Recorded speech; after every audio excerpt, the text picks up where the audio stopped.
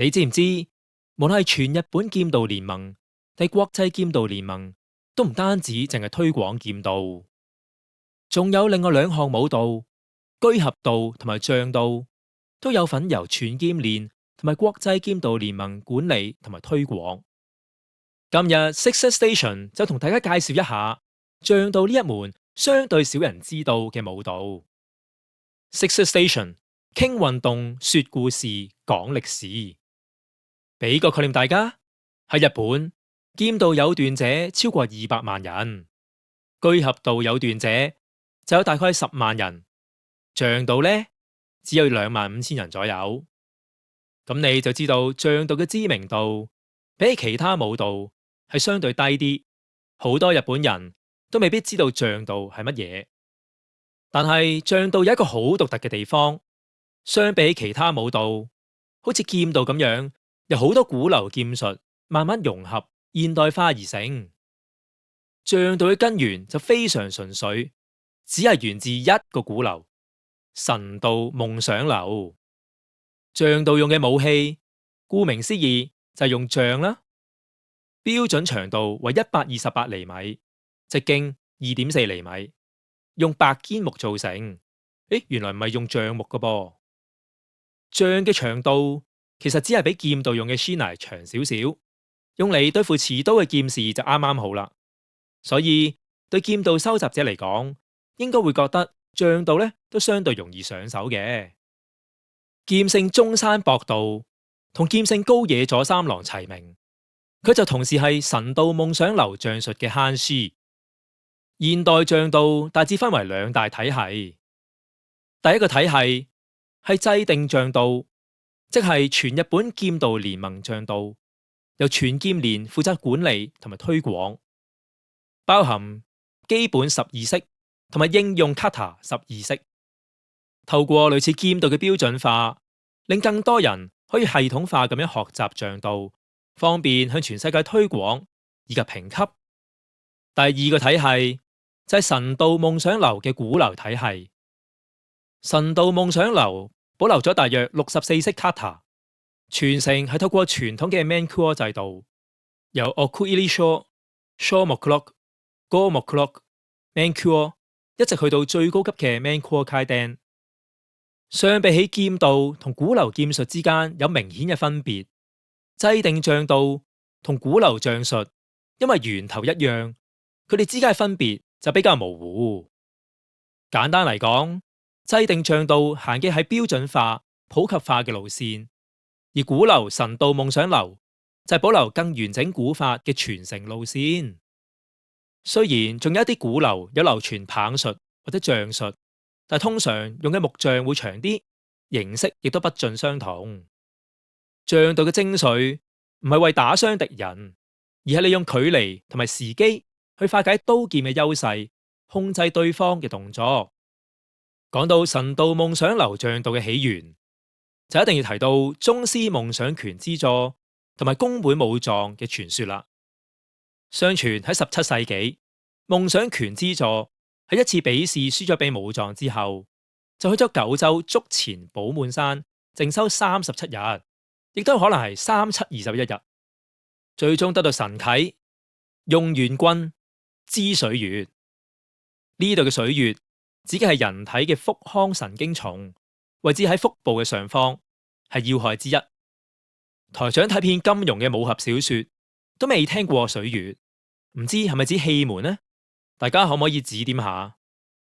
得到神啟嘅拳之助，於是將原本嘅長棒縮短，創製出千變萬化嘅杖，最後成功喺第二次比試打敗宮本武藏，係宮本武藏唯一一次嘅敗績。留意翻呢個係神道夢想流流傳嘅講法，喺宮本武藏嗰邊就完全冇任何有關第二次比試嘅記載，大家姑且當係一種傳說咁樣去理解啦。之後嘅幾百年，杖術成為九州黑田市嘅秘傳武藝，由下級武士或者足輕修練，被稱為南葉單腳，並且長期以一種相對封閉嘅方式傳承。18世紀初，神道夢想流曾經分開成為兩個支流，真道夢想流同埋新當夢想流。後嚟真道夢想流又再分為春吉派同埋地行派。春吉同地行兩個名其實係福岡地區嘅兩個地方，分流嘅背後同當時竹興同埋下士之間嘅社會階層分隔有關。可見一項武術傳承嘅歷史，唔單止可以睇到技術路線嘅分別，仲可以反映到當時社會嘅背景同埋地理，真係好有趣㗎。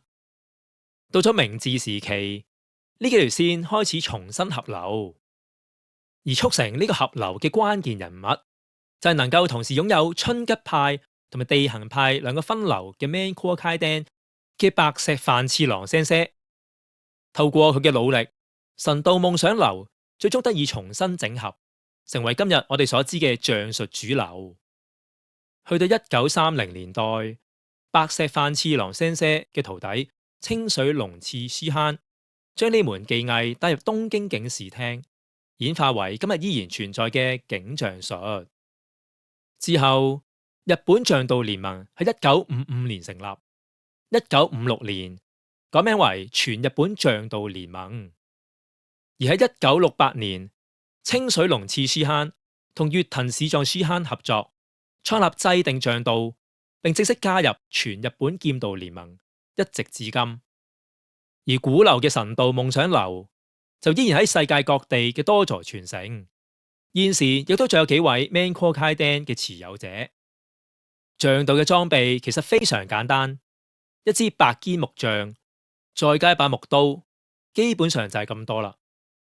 練習時唔需要護具，因為象道只有 Kata Gekko， 佢哋冇好似劍道咁樣發展出 Shinai Gekko， 所以一般係冇對打練習嘅。木杖本身非常堅硬，如果直接互相攻擊，好容易造成傷害。因為木杖冇刀鋒、冇刀柄嘅限制，所以兩端都可以用嚟攻擊，動作變化非常之多。例如可以打、可以刺、可以撥、可以推，以唔同嘅方式用杖身去控制對手嘅節奏。我哋不妨揀幾個常見嘅動作嚟睇睇。一本目、本手打ち。三本目、引き落とし打ち。四本目、返し突き。六本目、巻き落とし。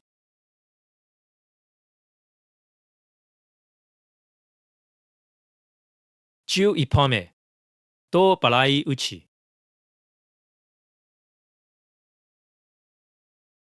象道嘅比賽以 kata 比試，即係比賽雙方同時演示相同嘅套路。裁判會根據比試者嘅氣勢、姿勢、技術、馬挨、爭先、禮法等等，判斷邊個優勝。雖然象道唔係武道嘅主流，但係喺現代社會都不時會見到佢嘅影子。最直接嘅例子就係警象術嘅發展。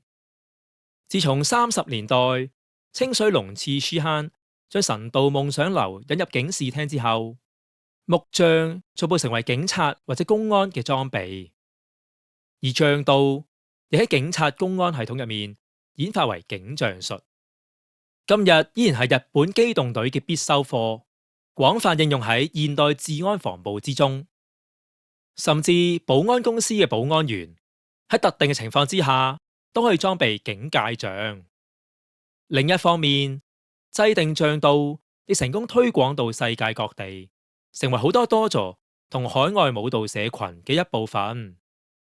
今日象道嘅最高段位係八段藩士，每年都有少數收集者可以通過八段審查，合格率大約維持喺3到6% 之間。雖然合格率冇劍道八段咁極端，但係考慮到報考嘅人數冇咁多，依然係項極度艱難嘅挑戰。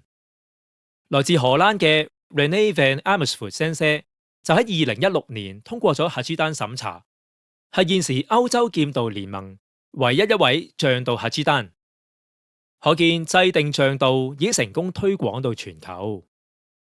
總結嚟講，仗道係一門保存得好好，到今日都可以修養實踐嘅古武道。無論你學嘅係全日本劍道聯盟嘅制定仗道，定係古流神道夢想流，你都係接觸緊同一條延續咗400年嘅技術脈絡。